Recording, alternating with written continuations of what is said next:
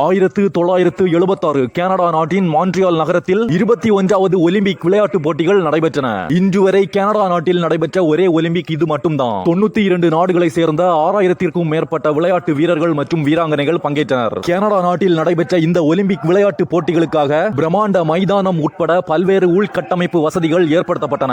ஒழுங்கற்ற திட்டமிடல், ஊழல் காரணமாக பட்ஜெட்டை மீறி செலவு தொகை பல மடங்கு எகிரியதால் போட்டியை நடத்திய கனடா நாட்டிற்கு அந்த நேரத்தில் சுமார் 10,000 கோடி கடன் ஏற்பட்டது. கனடா நாடு நிதி நெருக்கடியில் சிக்கியதால் பல விமர்சனங்களும் கிளம்பியது. இந்த கடன் பிரச்சனை தீர்வதற்கு கனடா நாட்டிற்கு 30 ஆண்டுகள் ஆனது. போட்டியை நடத்திய கனடா நாடு 385 விளையாட்டு வீரர்கள் மற்றும் வீராங்கனைகளை களமிறக்கிய போதிலும் பெரிய அளவில் ஜொலிக்கவில்லை. 5 வெள்ளி, 6 வெண்கலம் என பதக்க பட்டியலில் 27வது இடத்திற்கு தள்ளப்பட்டது. கோடைக்கால ஒலிம்பிக் வரலாற்றில் போட்டியை நடத்திய நாடு ஒரு தங்க பதக்கம் கூட வெல்லாதது இதுவே முதல் முறை. பதக்க பட்டியலில் 125 பதக்கங்களுடன் அப்போதைய சோவியத் யூனியன் முதலிடத்தை பிடித்தது.